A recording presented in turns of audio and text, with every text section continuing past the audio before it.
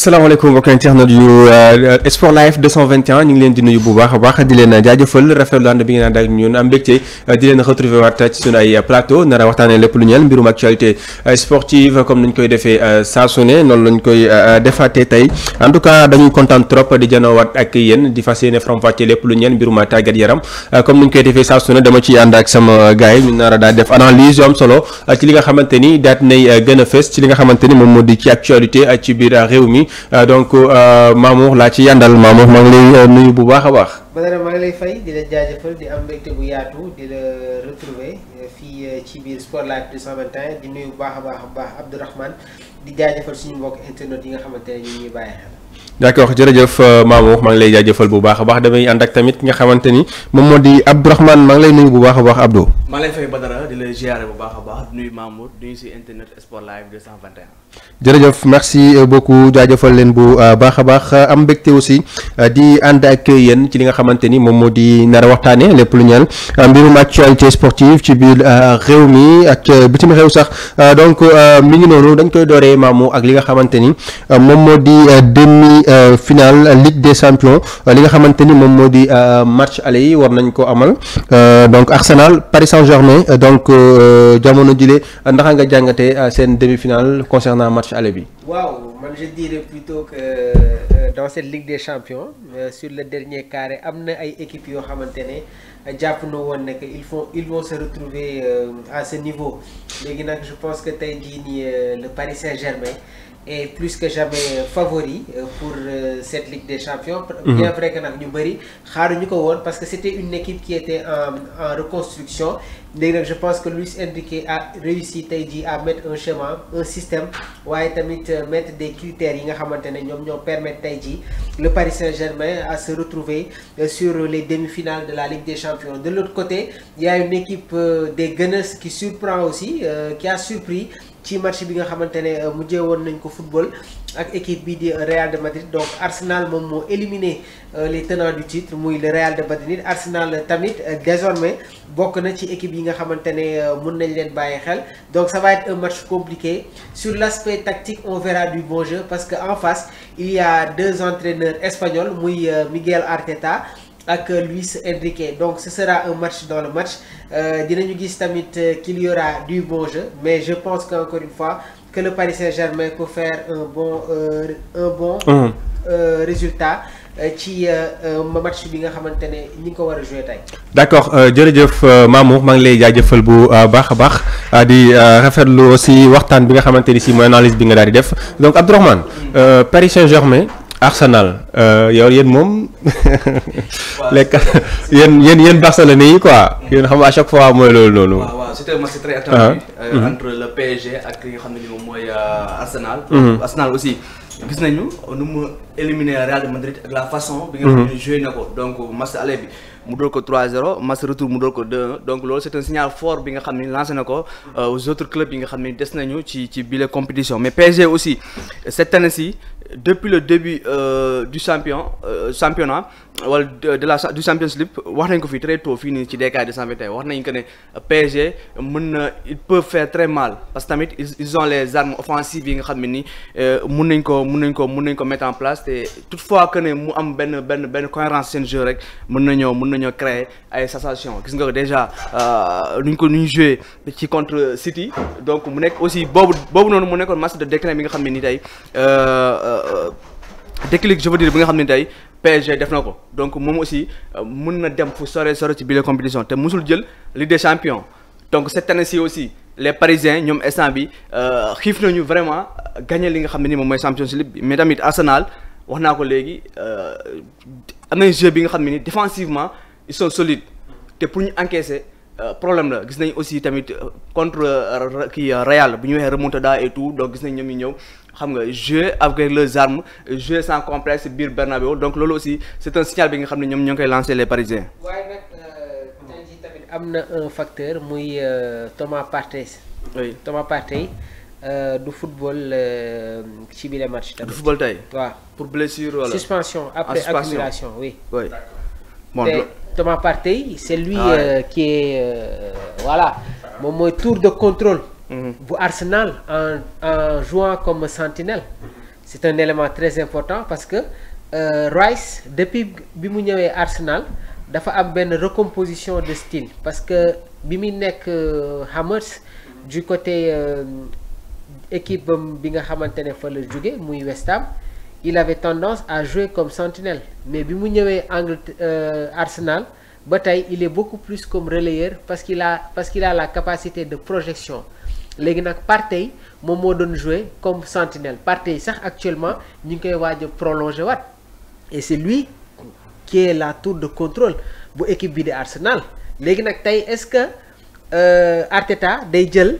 Mikel Merino joué loo ko ci poste bu boobu noonu parce que sur les compositions probables on a Timber Saliba Cuillor ak Skelly au milieu de terrain Mikel Merino Declan Rice Odegaard léegi ci attaque bi Martinelli Trossard la lañ indi ak Saka léegi nag côté parisien je pense qu'il peut y avoir une surprise muy on peut assister à la titularisation de Doué parce que côté parisien je pense que Enrique a proposé Hakimi Marquinhos Pacho Nuno Mendes au milieu de terrain Fabian Ruiz Vitinha João Neves Doué Dembélé ak Kvaratskhelia mais nag attention mais yéen bu leen fàtte ne que Arsenal moom moo gagné woon Paris Saint-Germain waaw ci premier tour yi Arsenal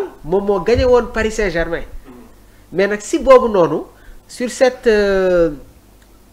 ce match Enrique avait fait des erreurs au niveau du milieu de terrain parce que tamit un joueur comme sooy football avec une équipe comme Arsenal il faut impérativement nga remporter la bataille du milieu et match boobu noonu ce qui m'a beaucoup surpris muy la non titularisation de Fabian Ruiz tey nag je pense qu'il ne va pas commettre cette même erreur ak Arsenal parce que ku bëgg a gagner Arsenal il faut impérativement nga remporter la bataille du milieu léegi nag ci attaque bi il y a des joueurs qui sont en pleine forme Doué Dembélé Kvaratskhelia donc ñooñu ñëpp actuellement ils peuvent dynamiser attaque bu Paris Saint-Germain en tout cas ça va être un match différent de match bi nga xamante ne amoon na biir Emirates parce que le Paris Saint-Germain gagné nañu de la maturité et ça va se confirmer aujourd'hui sur ce match crucial yi nga xamante ne war nañ ko football face aux Gunners donc damay def foofu noonu ak nga xamante ni si moom moo di Luis Enrique moom mi nga xamante ni jamono bi la mi ngi prévenir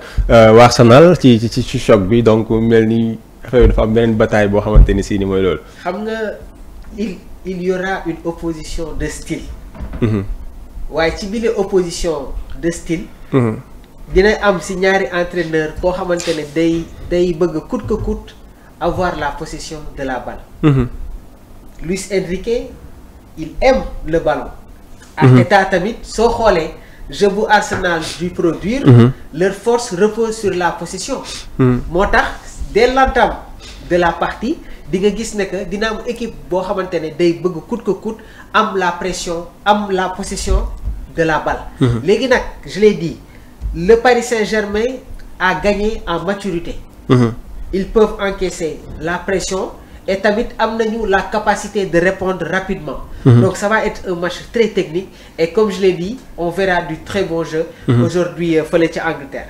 d'accord donc ba tey Abdourahmane mel ni que ni li nga xamante ni moom moo di bataille psychologique est-ce que mën na am lu mu jouer comme impact ci li nga xamante ne moom moo di match bi li waaw Mamadou dafa lu sànq lu am solo mooy que ñoom daje nañu ci première xoolal ke Omar naan ma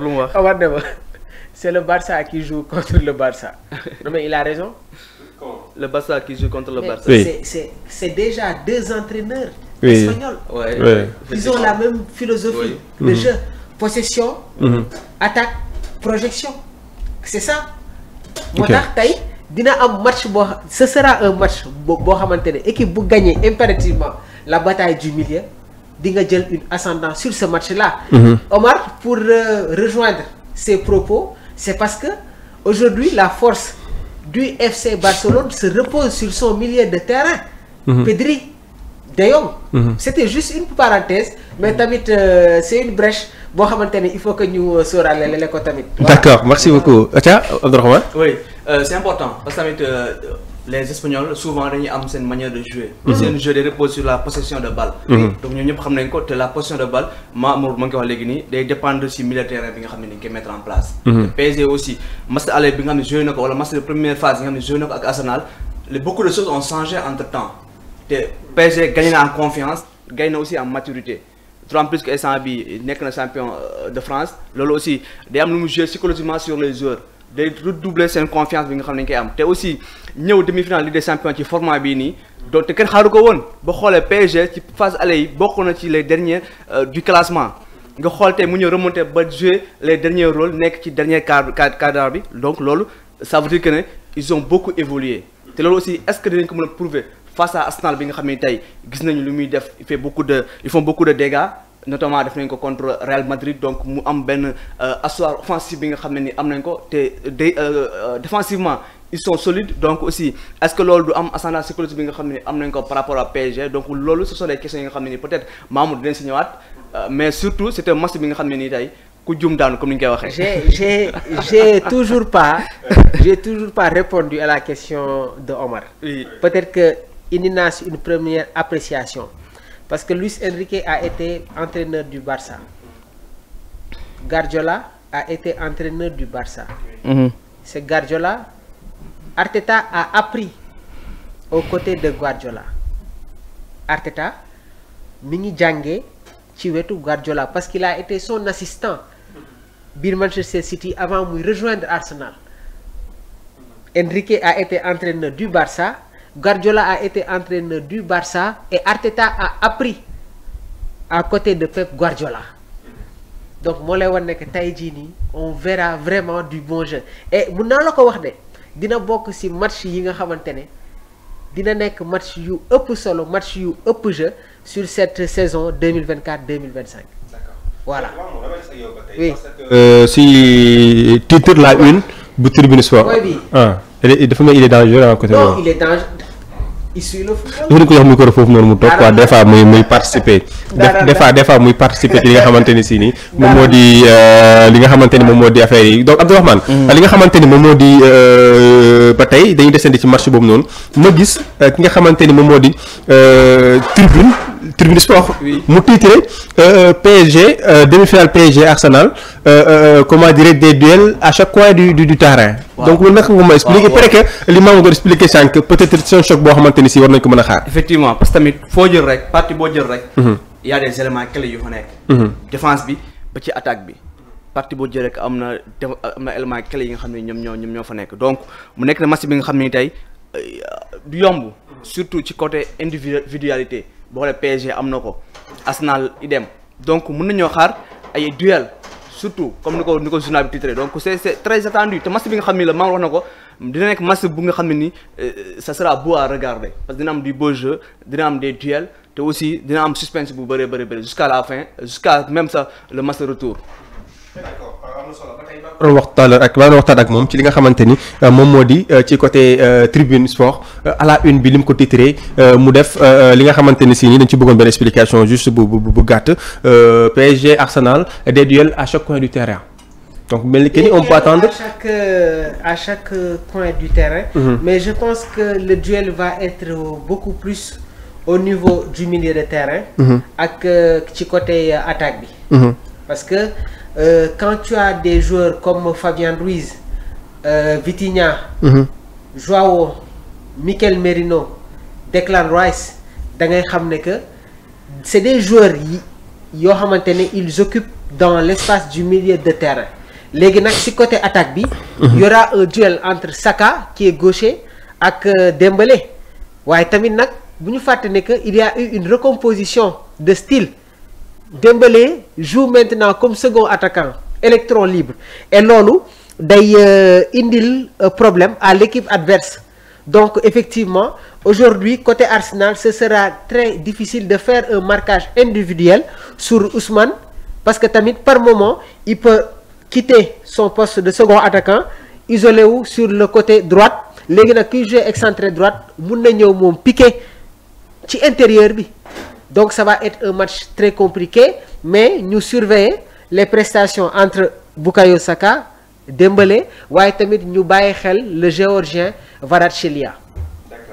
Merci beaucoup. Donc mi ngi noonu ba tey ñu continuer ànd ak yéen Sport Live 221 donc dañuy demaat ci beneen point bi nga xamante ni dinañ ko daal di waxtaanee mu ñeel mbirum Edouard Mendy après 3 clean sheets yi nga xamante ni si def na ko de toutes les compétitions confondues moom daan nañ koy def li nga xamante ni moom moo di meilleur mu remporter bien sûr trophée meilleur gardien moom moomee nekk fële nga xamante ni moom moo di ci Al Ahly. Félicitations à notre Edouard Mendy. Je pense que ce n'est pas pour rien dans sa carrière mu nekk parmi les meilleurs gardiens du monde en remportant la Ligue des Champions avec Chelsea en 2021. Cette génération avec les Thiago Silva, les César Azpilicueta, donc N'Golo Kanté, Kai Havertz. Aujourd'hui, je pense que ce n'est pas pour rien mu nekk le gardien 1 du Sénégal. Le Sénégal a toujours eu de très bons gardiens, mais je pense que Edouard Mendy a dépassé un cap et cela s'est confirmé sur les très belles prestations qu'il fait en son club waaye tamit indi benn constance ak régularité au sein de la tanière et c'est pas pour rien tamit Sénégal remporté la CAN parce que Edouard Mendy a été très imposant. A été très important sur cette finale-là face à l'Égypte et il est toujours dans la continuité, il est toujours dans la persévérance et je pense que tamit on lui souhaite tout le bonheur surtout match important yi nga xamante ne Sénégal war na ko football ak les autres équipes comptant pour les qualifications de la Coupe du Monde. Très bien. D'accord. Merci beaucoup. Donc Abdourahmane avec Edouard Mendy international sénégalais 3 clean sheets yi nga xamante def na ko foofee muy yëngatu ci Al Ahly daan nañ remporter le trophée de meilleur gardien. Bon, c'est pas pour rien ñu nommé comme meilleur gardien ci foofu ca Saudi Pro League. parce que tamit il a fait de belles performances foofu noonu. donc 3 clean sheets boo ko defee ça veut dire que tu as gardé tes cases inviolées loolu aussi ça veut dire beaucoup de choses. donc gisoo équipe nationale du Sénégal en un moment donné doon nañu wax ne il faut ñu dem chercher un remplaçant d'Edouard Mendy xool ki nga xam ne itam dina ko utu dans les cages mais toujours il reste performant toujours aussi day nekk ci dans le haut niveau te loolu aussi expérience mu am la pour man moom mooy justifier peut-être loolu mu am parce que tamit Edouard Mendy maam wax na ko léegi am na passage bu am solo bi nga xam ne nii def na ko avec Chelsea dem gagner Ligue des Champions championnat donc mu am expérience bi nga xam ne actuellement am na ko te loolu aussi à un moment donné wala actuellement ci biir sa âge et tout donc loolu da ciy jouer parce que quand tu n'as plus les jambes quand tu n'as plus benn fraîcheur physique bi nga xam ne da nga koy am expérience moom ngay utiliser pour mun cee génn donc gis nañu même avec l'équipe nationale du Sénégal moom mu ngi jouer avec son expérience mu ngi jouer aussi avec vécu bi nga xam ne def na ko dans la tanière si un peu partout fi nga xam ne jaar na ko pour mën a vraiment def ay performances te aussi soxla nañ ko surtout ces performances soxla nañ ko ci CAN bi nga xam ne ñu ngi koy waaj a dem foofu ca Maroc donc pour ñu nañ ko ñaanal yàlla mu bañ am benn blessure mu bañ am aussi benn dog-dog ba CAN bi inchallah mu montré waat c'est les mêmes performances pour ñu mën a aussi aspirer beneen Coupe d'Afrique des Nations. Merci beaucoup donc Mamour ci dernier point bi ñuy terminer dañuy ñëwaat fii ci Sénégal avec la fédération sénégalaise de football bi nga xamante ni mois d'août lañ daal di calé seen assemblée générale bi nga xamante ni dina suivre li nga xamante ni moo di élection nouveau bureau bu wala président sax bu li nga xamante ni moom moo di mbir Augustin Senghor moom mel ni que ni gars yi du moo ñu dañ ko. waaw bon je pense que jotaay bi ñu fi mujjee woon amal. avait évoqué les élections concernant tamit qui doit être à la tête de la fédération sénégalaise de football donc jamono ji nag le sort d'Augustin Senghor semble définitivement scellé à la tête de la fédération sénégalaise de football ndax les présidents des ligues régionales ont décidé de lui barrer la route pour un 5e mandat consécutif. Donc, ils ont pris cette décision avant-hier à Kaolack au cours d'une réunion de leurs collègues.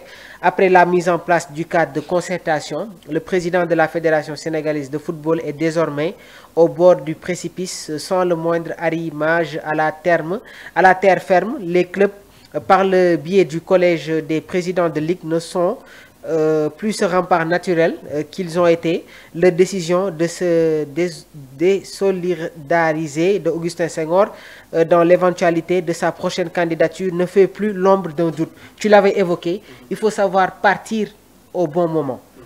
Aujourd'hui, Aliou Cissé a commis des erreurs en voulant insister, en voulant être dans la continuité à la tête de l'équipe nationale du Sénégal. Ce sont ces mêmes erreurs moom la ñuy gis actuellement ak ki nga xamante ne mooy Augustin Senghor léegi nag je pense que am na benn cap boo xamante ne soo ko franchiré da nga war a jël beneen récup. Aujourd'hui am nañu des spécialistes des personnalités yi nga xamante ne am nañu des prérogatives waaye tamit ay aptitudes pour pouvoir prendre les rênes de la fédération sénégalaise de football léegi nag il y a eu une concertation am nañu benn réunion boo xamante ne am na les présidents de ligue ñoom jël nañu la décision de changer wala ñu jëlaat beneen yoon une autre direction pour pouvoir mettre en place beneen personnalité bi nga xamante ne du bokk ak Augustin Senghor il a fait son temps il mérite des félicitations waaye nag il faut savoir partir au bon moment c'est ça la réalité. donc mi ngi noonu Abdourahmane. oui Mamadou dafa am lu wax lu am solo yi nga xam ne mooy il faut savoir partir au bon moment donc publication bi laa doon xool bi nga xam def naa ko 25 juillet laa ko def 2021. 2021 waaw 25 juillet laa ko def. ba tey 2021. gisoo c'est une publication que j'avais fait. yàgg na li nga xam ne nii moom mooy Augustin Senghor. mi ngi noonu 25 2021.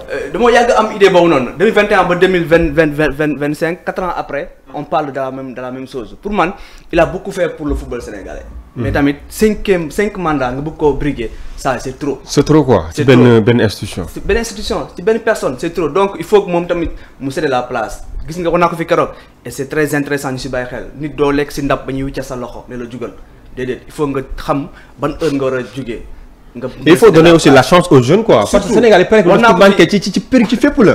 boo demee ci média bi ci feneen ak feneen dafa bëri foo xam ne dañuy dem maanaam duñ jox ndaw ñi seen chance. il y a des jeunes talents yu fi nekk. mais dañuy gis mag ñi paa yi nekk ci wàll léegi te ñoom leer na leen ni bu ñu fa jógewul ndaw ñi duñu am chance am place. war naa ko fi keroog Mamadou Makaañoo nee naa Madi Touré. Madi Touré man xaw ma ko. xaw ma sax ko xam. peut-être Mamour ma xam Mamour xam ko. Mamour si xamu ko. oui Mamour xam na ko mais je dis que ne. voilà on a xam na ko bu ma ko gisee. bon on est de la Gueule Tapée.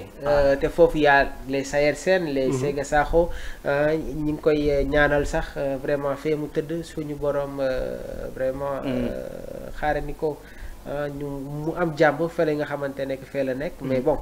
Je te dis y a des réformes Abdourahmane. Et aujourd'hui gis nañu nekk y a des changements yi nga xamante ne ñu ngi koy opérer dans le milieu sportif. Et c'est dans tous les secteurs.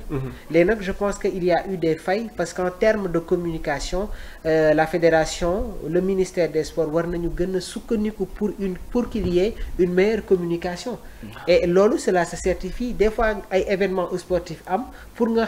am sax yow information bi c'est tout un problème. Mais heureusement xoolal ce que Abdourahmane a fait il a sorti une publication en 2021.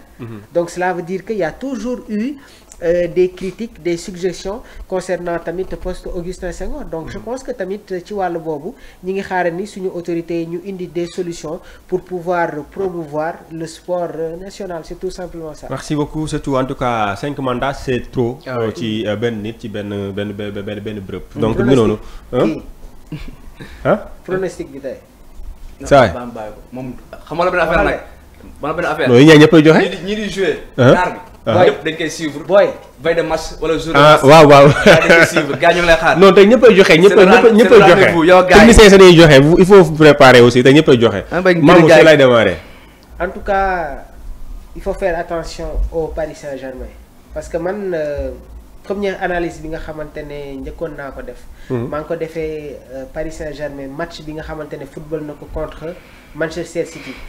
D'accord. Dans la deuxième période City qui marque 2 buts dès l'entame le Paris Saint-Germain qui revient qui égalise qui remporte ce match équipe bu amul caractère munoo def loolu et dans les précédentes compétitions le Paris Saint-Germain dafa doon manquer de caractère moo waral on a assisté à des remontadas wala ay matchs yoo xamante ne ils sont passés totalement à côté mais aujourd'hui le Paris Saint-Germain peut bel et bien avoir un résultat positif face aux Gunners d'Arsenal. Mais ba tey joxe un résultat positif. pour Paris Saint-Germain. ci biir Arsenal. ci biir Arsenal. Positif ci biir Arsenal. Oui. Match nul c'est un résultat positif. Positif. Ok. C'est un résultat positif. Match nul c'est un résultat positif pour mais man. bu ma wax ay négatif wala positif nag. je vois non lu ma wax comme match nul c'est un résultat positif. loolu je suis d'accord. C'est juste rek. oui bu ñu jox Arsenal 100% favori. parce qu'il a éliminé le Real. Oui. Football amul logique de. amul logique bien sûr. Football amul logique. D'accord. Le Paris Saint-Germain. dañu jël une autre dimension sur cette tournée européenne. D'accord donc aca Abdourahmane. Moi je vois plutôt une victoire d'Arsenal. D'Arsenal. waaw man loolu laa gën a gis. Une différence d'un but. D'un but. waaw. 5-4. 1-0 3-2 1-0 2-1. waaw. waaw 1-0 2-1. waaw. D'accord. aca Omar. sama gars yi Omar ñaar nga may jox. waaw yaa ngi bàyyi lu am solo nag. ah. Omar donc yaa ngi bàyyi lu am solo jël ko. pour qui. pour Arsenal. pour Arsenal Omar nee na 3-1 pour Arsenal Ali ñaar nga may jox boog. 2-0 pour Arsenal. 2-0 pour Arsenal. kii nee na 3-1 pour Arsenal. waaw VAR. 2-1 pour Arsenal. un but de différence pour Arsenal en tout cas. 22h xaar leen sama publication sur Facebook. man naa fi nekk tey laa nar a VAR ba sonn de mais bon en tout cas c'est important gars yi lu waay waxoon dina ko waxaat incha allah. match bi passé à 19h. waaw donc mi ngi noonu ate Mamadou ñu bàyyi la nga tàggatoo. di la jaajëfal vraiment sur la manière dont tu animes les débats sportifs di jaajëfal Abdourahmane donc je pense qu'aujourd'hui la polyvalence c'est quelque chose de très important dans le milieu médiatique. Quand il s'agit de la politique mën nañu indi suñu point de vue. Quand il s'agit du sport tamit on peut faire des analyses donc ñuy ñaanal bu baax a baax rek bërëb bi di DKR 221 mu jëm ci kaw pour ñu koy dégg vraiment fu gën a kawe fii nii incha allah rabbi di jaajëfal toute l'équipe technique Omar Sylla ak Ali ñoom ñu assuré woon la partie réalisation. merci beaucoup Abdourahmane. merci beaucoup Badara ma lay remercier encore une fois di remercier aussi Mamoud mi ma andaloon ci waxtaan bi di remercier encore say techniciens ak say internautes. Alexander Ruiz moom la de. merci beaucoup jaajëfal leen mbégte laa doon am c'est un plaisir bokk ak yéen li nga xamante ni moom moo di plateau bi doon waxtaanee lépp lu jëm ci mbirum actualité sportive fii ci Sport Live 221 jaajëfal leen bu baax a baax mbokk internet yi ni ngeen koy defee noonu la à chaque fois restez scotché sur Sport Live 221 dañ leen jox xibaar yu wér te wóor ñeel li nga xamante ni moom moo di wàllum tàggat yaram ci bépp catégorie nekk jaajëfal ñaañu ma bokkaloon plateau bi waa technique Omar Ali maa ngi leen di nuyu bu baax a baax di leen jaajëfal ci liggéey bu am solo bi jox leen dig daje ba léegi incha allah jërë ngeen jëf